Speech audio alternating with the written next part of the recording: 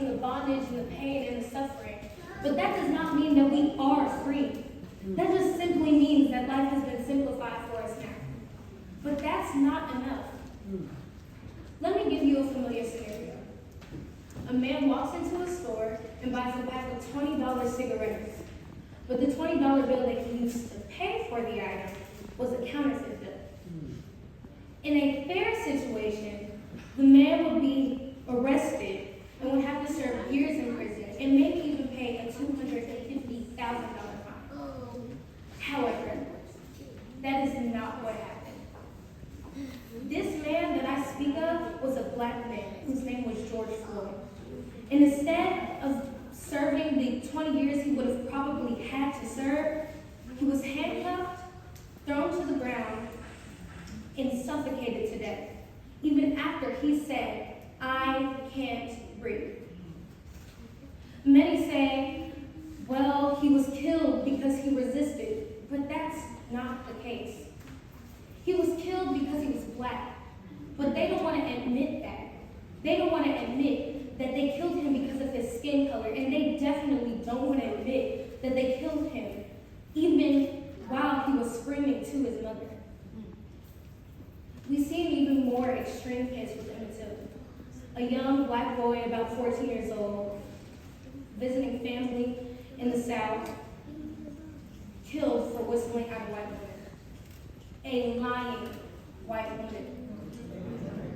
It's not fair that she got to die a cushioned death after she admitted to lying about this innocent young boy.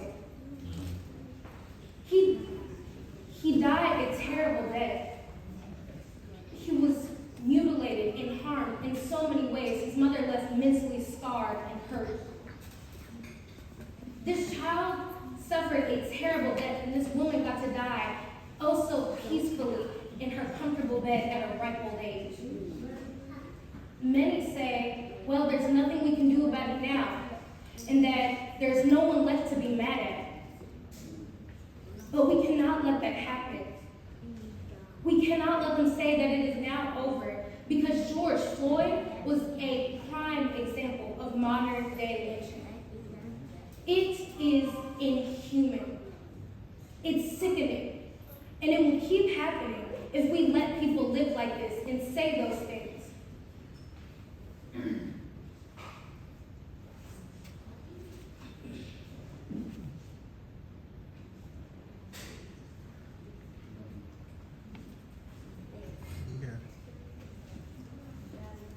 They may not understand, and they may be ignorant, but if that's the case, then let's teach them. Let's show them that this barbaric and inhumane nature that they are getting used to is not right. The amount of pain and suffering that is caused in our everyday lives is unimaginable. They say that they say their names, but do they actually remember them? Because I do. And there's more to those names than just saying them.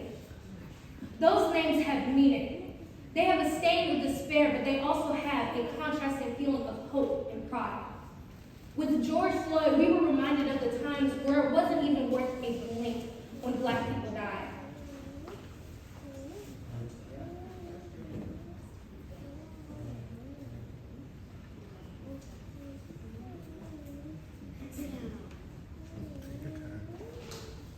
And we have to show them that this is the final straw and that we won't back down without a fight. This is not the 1800s. We can do something about it. Now we can really do something about it. Your children, our children, their future children. We cannot secure our freedom and our safety unless we secure ours.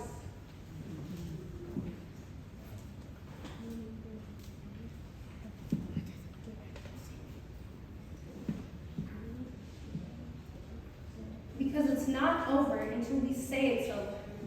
It's not over until we make sure it's over. And it's not over because we've only just begun. We will break down the walls of hate and corruption. We will break down their walls of Jericho, and there will be a new day. That day will be brighter. That day we will have the sun beaming on us with our greatest enemy. And our greatest enemy is not the law. It's the mindset that we are just violent animals who deserve jail. It's the mindset that we don't amount to anything. And it's the mindset that we ain't nothing but a bunch of Negroes.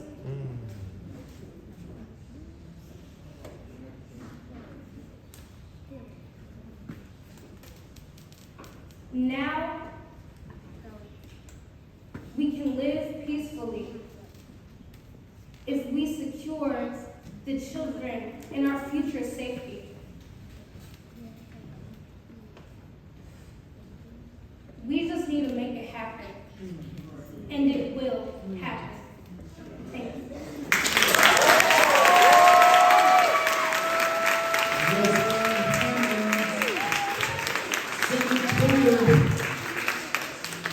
We will be is the name of that written piece, and again, written by her.